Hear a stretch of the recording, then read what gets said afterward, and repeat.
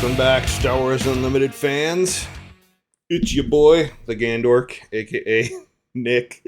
And today, we're back with another Gandork builds, but I'm not going to be building decks today so much as I'm going to give you... I have seven sleeper decks for Gencon coming up this week. So I'll be heading out to Gencon this week. I'm going to be judging the large events on Thursday, Friday, and Saturday. So if you're there, say hi, call a judge. Maybe I can give you a good ruling, etc. But with that in mind, we just got off the back of the Baltimore Star City events.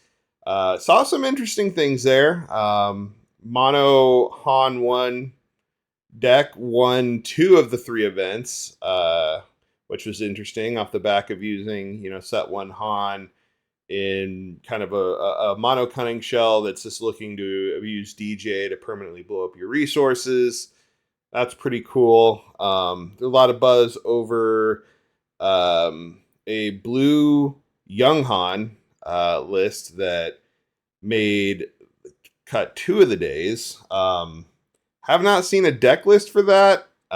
Woo over on his channel did a breakdown of a red blue Han deck, and it looks very good. Like, just getting to play Luke a turn earlier seems okay. Seems like a good thing to be doing.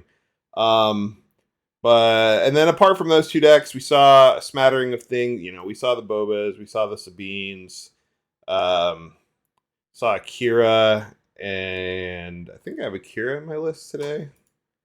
Yeah, I do. I do have a Qi'ra that'll cover, because even though Qi'ra did top 8, I feel like Kira's been flying under the radar a bit, and I expect she'll make a bigger splash at Gen Con. Yeah, but without further ado, let's just start going through the decks, and I'll talk about them and why I think they're good. First deck is, you saw me build this a couple of weeks ago on the channel. It's changed a little bit since then. But it's the mono yellow Lando deck. I played this deck in my local, and yeah, it's just a local. I managed to take it 3-0. It felt a little shaky for the locals, and I think primarily it's because I didn't have enough just beef in the deck. Essentially, the deck did a pretty good job of disrupting and being annoying and controlling the board. But it didn't close out fast enough. So I made a few changes to the deck to try to answer that problem. One of which I took out the Leia's. Her effect is great, but she's kind of too small, and she's kind of redundant with Cunning. And I replaced her with Mercenary Gunship, which actually I think is really good. It gives us even more of a space presence to start pushing damage. Plus, generally, with how fast the deck is and the other, tomfoolery that it gets up to with your opponent, your opponent's probably not taking the time to ever pay the 4 to buy Merc Gunship. So, it's just a pretty solid, I think, round 1 beatdown play to get that going. It's also Underworld still, so you can McClunky it. So it ups the consistency of McClunky a little bit. Still works with Smuggler Starfighter, which was a hidden gem, by the way. People have written off Smuggler Starfighter, but in this Lando deck, that card was doing so much work for me, because when it comes out for 2 and you just start I'm gonna take all the power away from your units. Maybe I hit something with Jeddah City, Smuggler Starfighter out. Maybe I pop a Cunning to pump my stuff and exhaust. There's so many things that you just render your opponent's stuff ineffective. The other thing I did in here is I got the Coruscant Dissidents in there. I felt I needed a 3-drop that had a little bit more staying power. And DJ, generally, we aren't playing at 3 because we want to smuggle him for his resource stealing. So the deck was kind of in a weird spot where it had Tech you could play at 3, it had Coruscant, or it had a Bodhi Rook you could play at 3, it had Millennium Falcon at 3, but it just needed something else at 3, and I feel like Coruscant Dissident fills that spot very well. It's Underworld, gives you some resource readying to help with your shenanigans. And then lastly, at the top end, I wasn't running Zori Bliss before she got cut, and I'm like, nah, she has to come back in.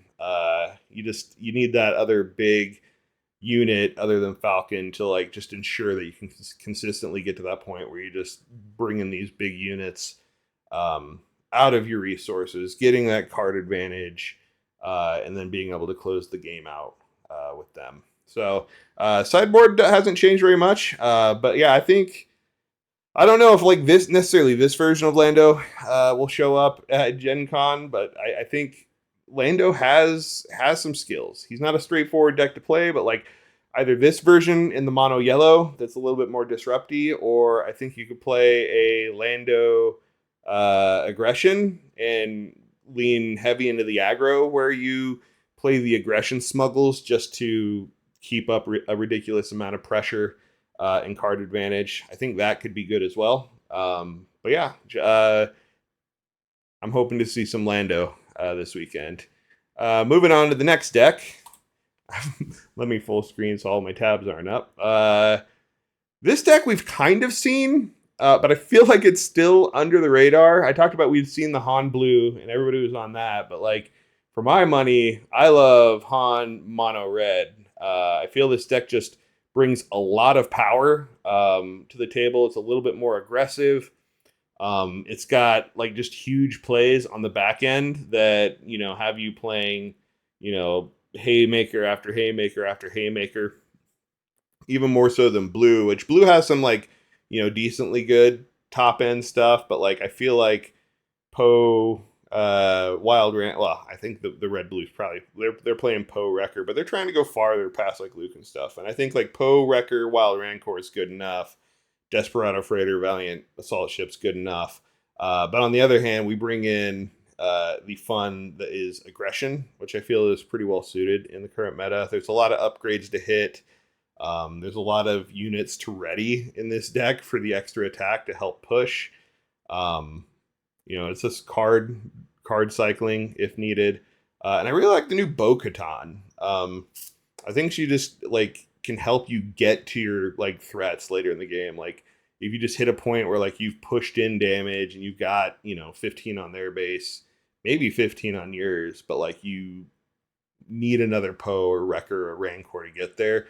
Like getting Bo in there and then, you know, running her into something and then hopefully drawing a card or two. Like keep in mind, Bo's when defeated, it's for each player with 15 or more damage on their base, draw a card. So if you have 15 on your base and they have 15 on their base, you draw 2 cards when she's defeated, which is pretty good.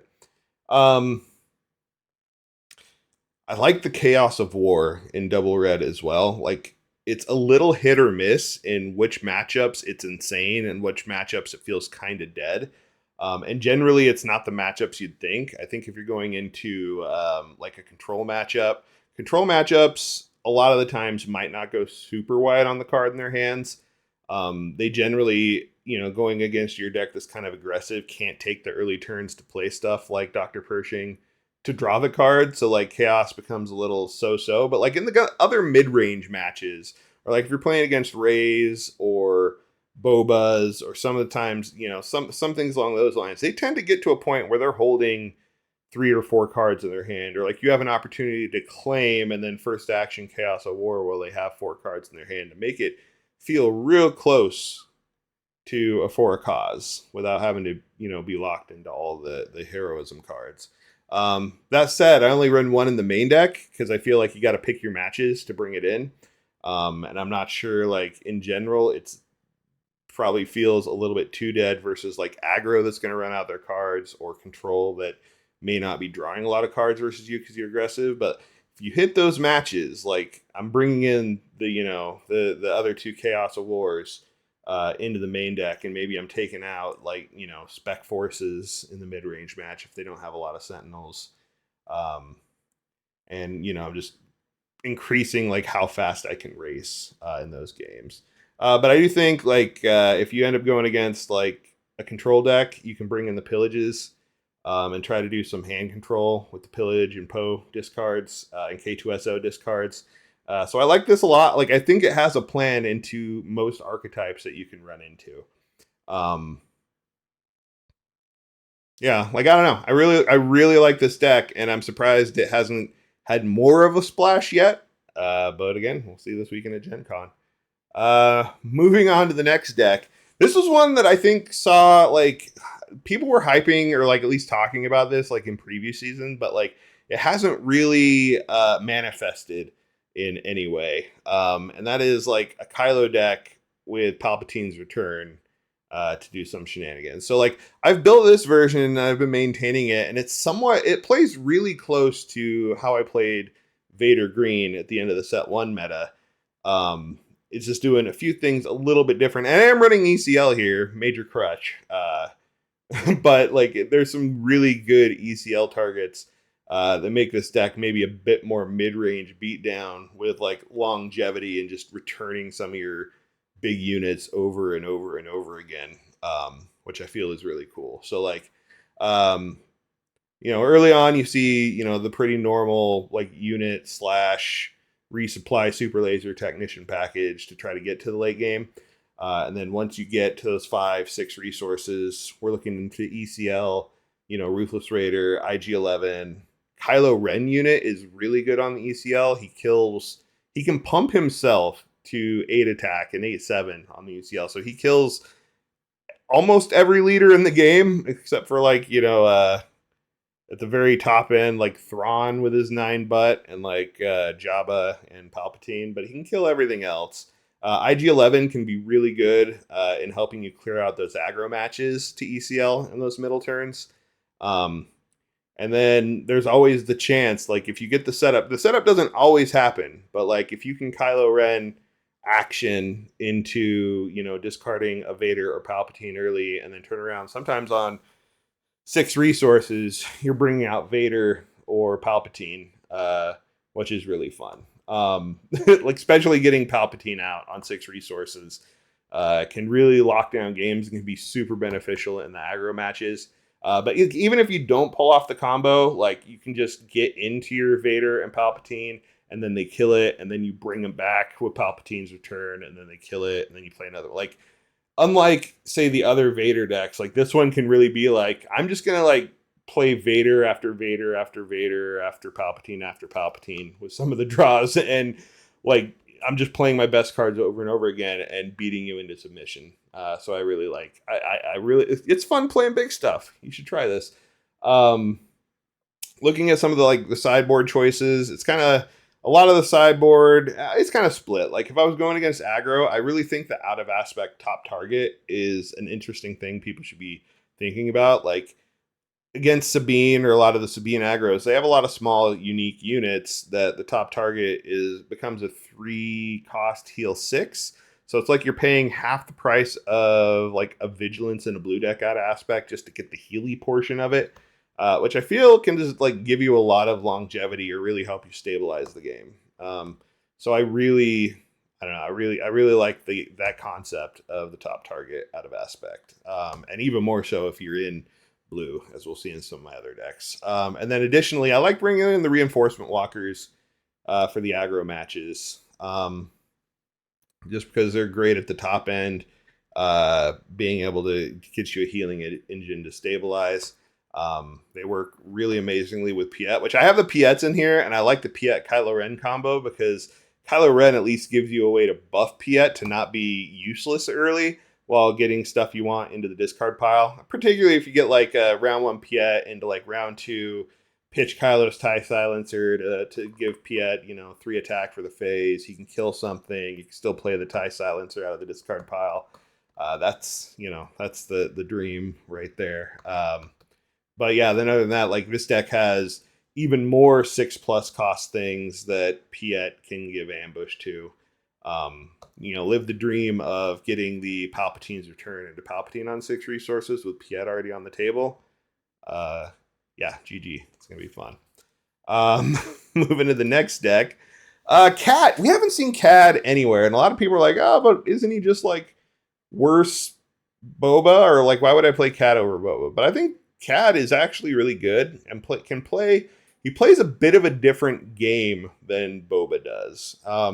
This version is kind of an aggro-slanted version of Cad Red with Underworld, so it plays really low to the ground. A lot of these cards are really cheap, and you're probably playing multiple cards per turn. But there's a lot of synergies here that let you get like a lot of value even under these with these smaller cards. Like um obviously all these really cheap underworlds are just great with McClunky. You have Lady Proxima that value adds stuff into essentially just, you know, getting extra damage to the base as you play these little guys. Um you got like Dr. Evazan in an aggro deck is just fantastic because he will crush face early. A lot of times can just go to the base with your opponent out without being able to answer him very quickly. You got Merc gunships, you got your staples and Boba.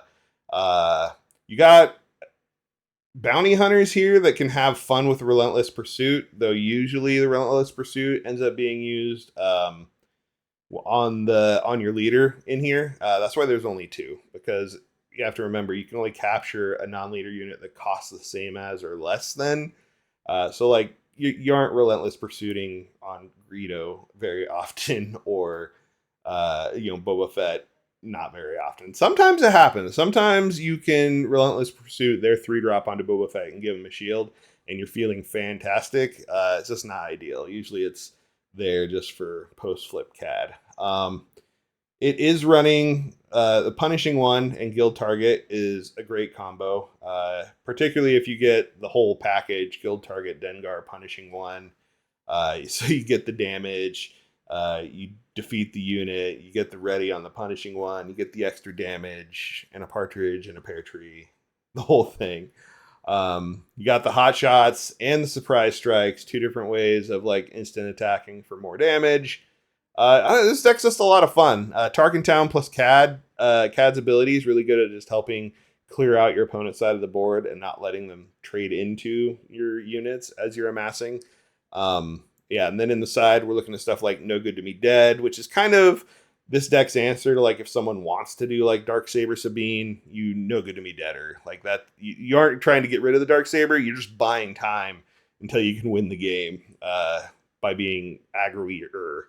So that's what No Good to Me Dead's for.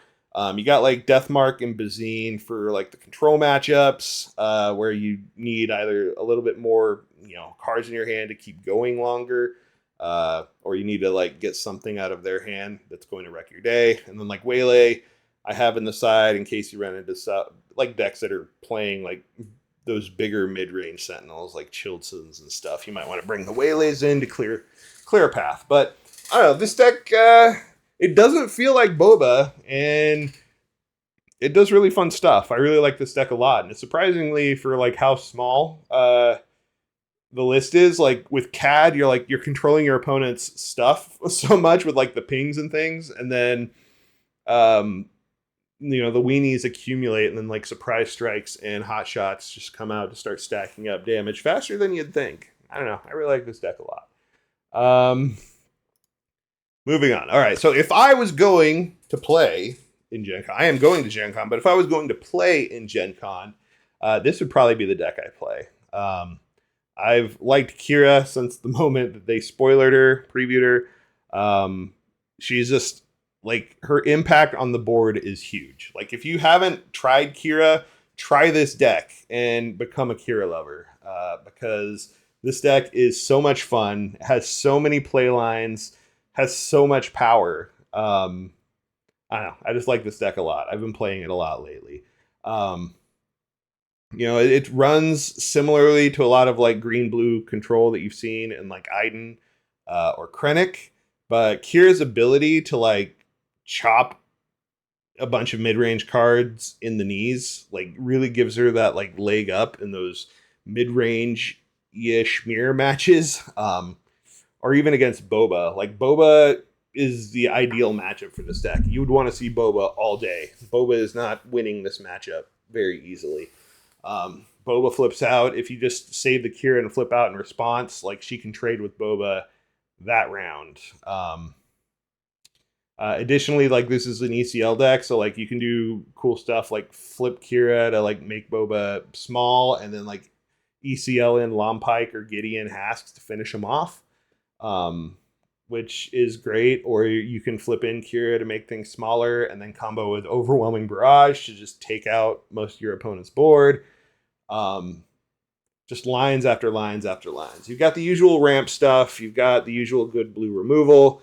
Then at the top end, it's the triumvirate of amazing things to do in blue villain. I got 3 Vaders, 3 Snokes, 3 Avengers, and all 3 of those cards can just end games on their own. So I don't know. This deck is all good stuff, all great stuff. It's got a lot of play into almost anything. If I had to say like what you don't want to see in this matchup is like the even more over the top control. Like I don't want to see the Palpatine decks. Like that would probably be the deck I don't want to see because it's going to steal some of my big things. It's going to go over the top. Might even ramp harder than me if it's mono Palp. But outside of that, I feel good into like there's a chance to win most control matches. Going to the side, like you got usual staples: Fell the Dragon, Ravos Fall, Relentlesses, Devastators for the control matches. To just bring in to give you more over the top beef. Like you would take out stuff like Make an Opening in those matches because it's not going to do much. Maybe you would, swap out takedowns for Fell the Dragons in some combination. And then for the aggro matches, got my favorite card, Top Target, that I mentioned before, and Make an Opening to bring in to give just a ton of healing. That's the other thing. Like in this matchup, like some people play the client.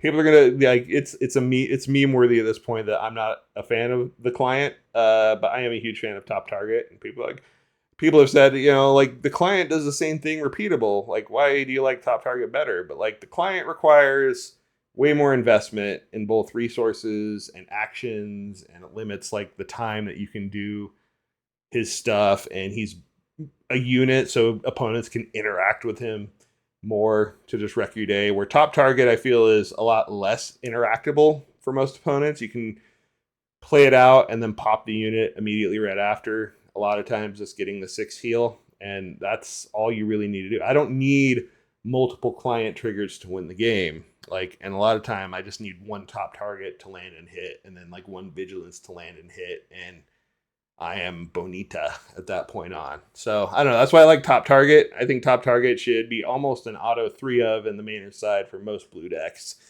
just because of how strong it can be in those aggressive matchups. Anyway, this is Gandork's choice of all these lists. Like, what would I play? This deck is what I would play. 2 decks left. This one I've kind of had fun with lately.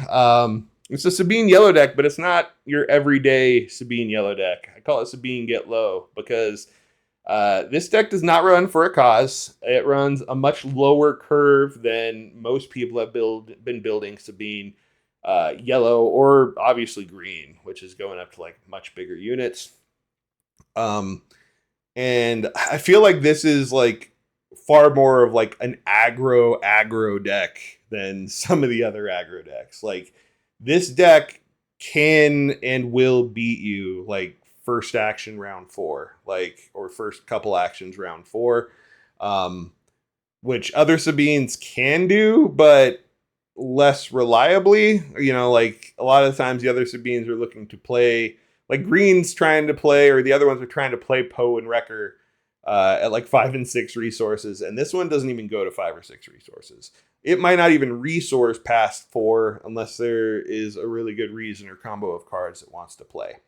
So yeah, like I said, it doesn't run for a cause, but it more than makes up for the damage loss in for a cause by all the other sources of damage it can run in. Like you got the Reckless Gunslingers doing extra damage to base. You got the Daring Raids that you can use to burn straight to base.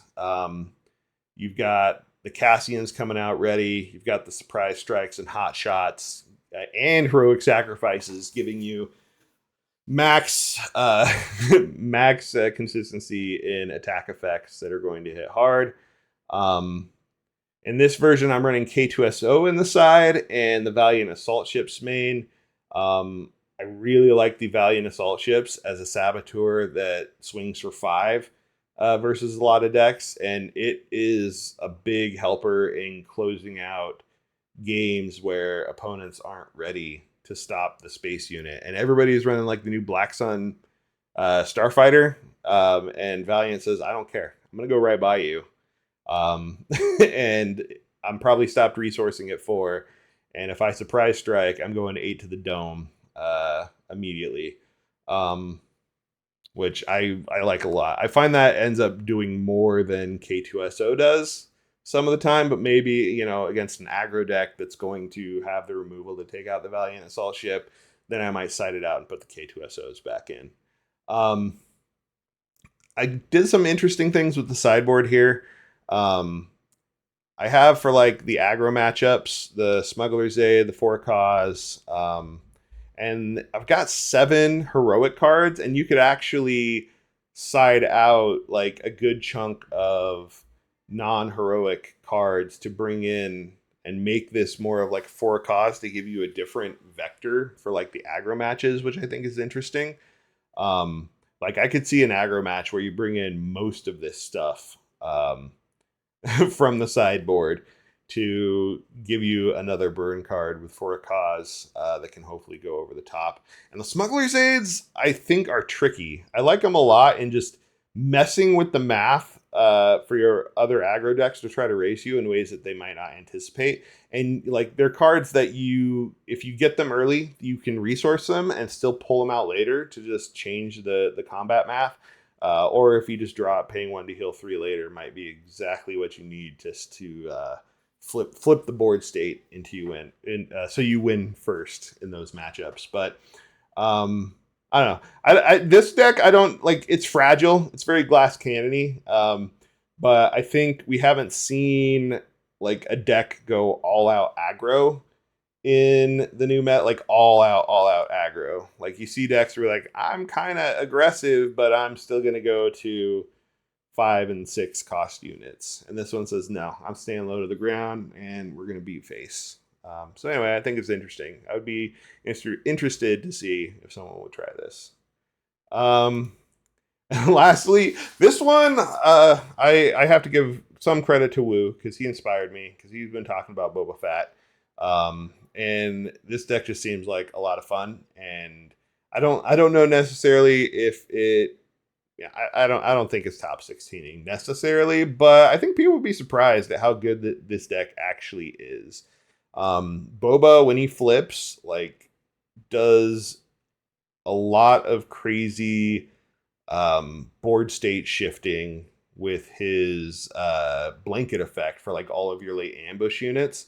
So when we start talking like, you know, Home One, Han Solo, well, I guess not even just the ambush units too, because like it's any keyword, but particularly, obviously, the ambush units are great with it. Enfys, Han Solo, the Falcon 2, the 6 cost 1, and Marauder, Syndicate Lackeys.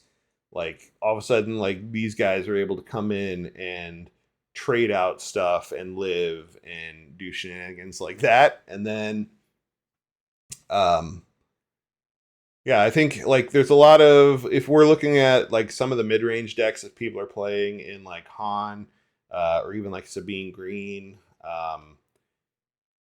Qi'ra, even to some extent, like the way this deck affects the math in some of those mid-range matches makes it very, very interesting. I do have some like cards that I really like that I want to see that I haven't seen a lot of people play in a lot of decks that I think are very good in this deck. Like I love Legal Authority. And this is the kind of deck with like the buffs and the Boba buff where like Legal Authority can do some rude things and just be like this really efficient removal. Which I like. I don't know. I like a lot. And then there's stuff like in the sideboard, I'm running Choose Sides, which I think is really flying under the radar right now for those control matchups. People caught on like very quickly, like how good Change of Heart could be like in those control matches, like even just taking the big thing and swinging once.